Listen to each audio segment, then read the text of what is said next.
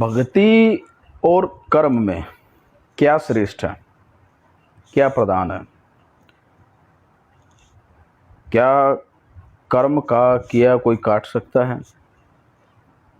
अक्सर आप लोगों ने कहते हुए सुना होगा, किताबों में भी पढ़ा होगा, जैसी करनी वैसी भरनी, जैसा बोएंगे वैसा काटेंगे, कर्म के विधान को कोई नहीं काट सकता। और छोटे थे तब पढ़ते भी थे हम लोग, ट्रैक्टर की ट्रेलियों पे ऐसा लिखा जाता था, ट्रालियों पे, कर्म ही पूजा है। और कर्म प्रधान आदमी मानते भी थे कि कर्म प्रधान है।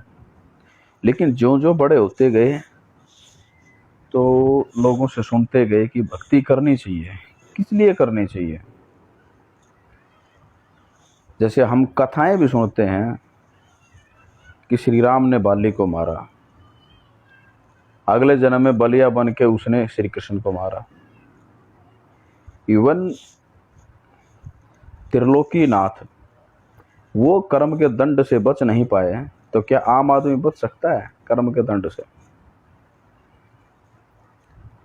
अगर कर्म का किया कोई काट ही नहीं सकता तो भक्ति क्यों करनी है? फिर कुछ लोगों से हमने सुना कि भक्ति वो काम करती है जैसे आपके ऊपर भार 1 kg का रखा जाए या थोड़ी ऊपर से आपके ऊपर गिराया जाए। अगर आप भक्ति नहीं कर रहे होगे तो वो भार आपको लगेगा कि जैसे लोहे का 1 kg आपके सर पे गिरा। और अगर भक्ति कर रहे हो तो आपको लगेगा कि जैसे रुई या कपास का भार आपके ऊपर पड़ा, तो चोट नहीं लगेगी, जबकि लोहे वाले से लगेगी। लेकिन मेरा प्रश्न यह है कि भार तो कम हुआ ही नहीं, भार तो सेम ही रहा। अब बात को घुमाने वाली हो गई है। तो बात भक्ति करने से में लाभ क्या हुआ? भार तो सेम ही रहा 1 kg। हमारे जो कर्म, अगर कभी गलत कर्म हमारे रहे होंगे तो वो तो सेम ही रहे, बदले थोड़ी ना। और मान लो, ऐसा समझो कि हमारे कर्म दंड हमको मिले कि हमारे बुरे कर्मों से हमको कोई कांटा चुभ गया, और कोई बोले कि भाई जूता पहन ले और आगे कांटा नहीं चुभेगा तुमको। तो यार, अगर किसी को कांटा है पैर में तो जूता कैसे पहन सकता है? वो कैसे पहना जाएगा जूता?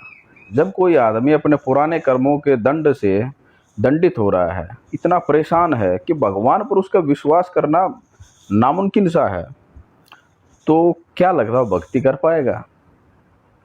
नहीं कर सकता। जैसे कांटा लगे हुए पैर में, कांटा होते हुए जूता नहीं पहना जा सकता। उसके लिए सबसे पहले कांटा निकालना पड़ेगा। कांटा निकालने के बाद में उसको थोड़ा रिलीफ देना पड़ेगा, उसके बाद जूता पहन सकते हैं।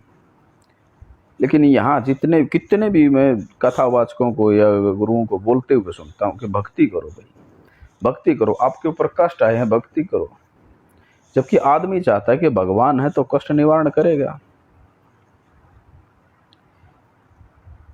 जब भारत का एक, पृथ्वी पर एक देश है भारत, और अगर उसका राष्ट्रपति सजा माफ कर सकता है, कितने भी खराब कर्म हो, फांसी की सजा तक भी हो, तो राष्ट्रपति उसको माफ कर सकता है, तो क्या भगवान राष्ट्रपति से भी कमजोर है यार?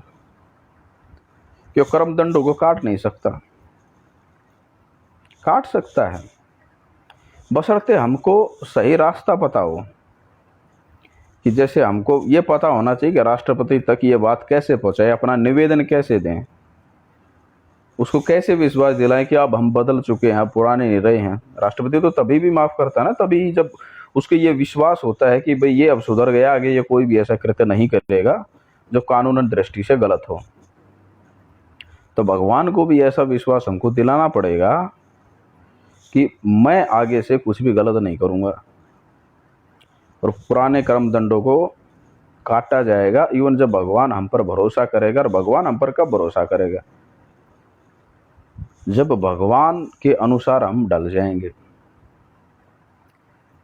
अरे हम एक मशीन बना लिया है कि कंप्यूटर बना लिया, अगर कंप्यूटर हमारे मुताबिक अगर काम करता है तो हमको अच्छा लगता है। अगर वो बीच बीच में रुकेगा, हमारे काम में बीच बीच में अटकलें डालेगा, होगा ही नहीं, हैंग होने लगेगा, तो हमको भी अच्छा नहीं लगेगा। तो यार भगवान ने हमको बनाया है, अगर हम बीच बीच में वो जो सिखा रहा, वो जो चाहता है हम कैसे बिहेवियर करें, कैसे एक्ट करें, कैसे हम व्यवहार करें, अगर वैसा व्यवहार हम नहीं कर पा रहे तो भगवान भी हमसे रुष्ट होगा। क्या करेगा? हम जैसे खराब चीज़ को क्या करते हैं, फेंक देते, हुई फेंक देगा, उसको कोई मतलब ही नहीं रह जाता आप लोगों से या हमसे। हमने ये सुना कि भाई आपके अच्छे कर्म ऐसे हैं, जैसे आप खेत में आपके बुरे कर्म हैं बहुत ज़्यादा, आप अच्छे विचारों में, अच्छी संगति में रहोगे, आपके अच्छे अच्छे कर्म करोगे तो उस खेत को जैसे हल द्वारा जोता जाता है वो साफ हो जाता है। जोतते रहोगे वो सारा का सारा जितना भी खरपतवार है सब खत्म हो जाएगा। और उसके बाद अपनी मर्यादाओं की बाड़ लगा लो खेत पे कि भाई ये गलत है तो गलत है, हमको नहीं करना है। बाड़ लगा ली। अब बाड़ तो लगा ली, बहुत लोग कहते होंगे कि भाई घर बैठे भगवान को याद करो और अपना काम करते रहो, इससे भगवान खुश हो जाएगा।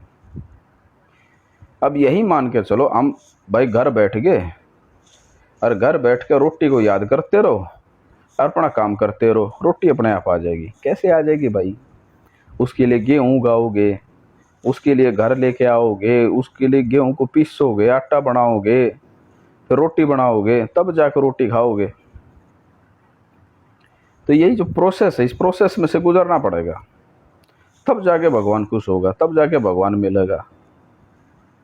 अरे किसी जॉब में हमको लगना है, कोई नौकरी लगना है, तो नौकरी के लिए भी ऐसा थोड़ी ना कि कोई भी बोल दे भाई हमको वो नौकरी मिल जाए बहुत बढ़िया है, भाई हम कुछ नहीं है, घर बैठे बैठे नौकरी को याद करते हो नौकरी मिल जाएगी, ऐसे थोड़ी नहीं मिल जाएगी। उसका प्रोसेस है, उसके लिए फॉर्म अप्लाई करना पड़ेगा, उसके लिए एग्ज़ाम देना पड़ेगा, एग्ज़ाम में आपको अव्वल आना पड़ेगा, कट ऑफ तक पहुंचना पड़ेगा, तब जाके आपको नौकरी मिलेगी। अब आप उसके लिए अप्लाई ही नहीं करोगे तो कैसे नौकरी मिलेगी? ठीक वैसे ही भगवान जैसा चाह रहा, भगवान को जा रास्ता है जो, उसको सिर्फ गाने से नहीं होगा। भगवान अच्छा है, भगवान बहुत बढ़िया है, भगवान पापों को हरण कर देता है, कष्टों का हरण कर देता है, भगवान सब कुछ कर देता है। ये चाटुकारिता ही अगर भगवान को चाहिए होती तो फिर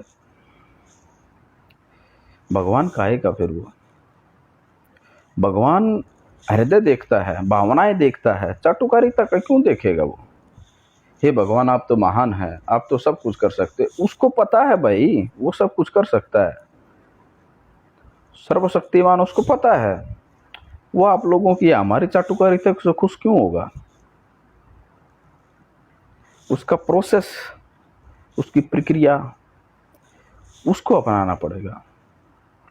अन्न बहुत अच्छा है, पेट भरता है, सुकून देता है, नींद देता है, उसको खाने से आत्मीय शांति मिलती है, पेट भर जाता है, सुकून मिलता है। उसकी चाटुकारिता करने से थोड़ी नहीं मिलेगा, उसके लिए प्रोसेस जो प्रक्रिया वो करनी पड़ेगी, और भगवान को प्राप्त करने के लिए प्रक्रिया करनी पड़ेगी।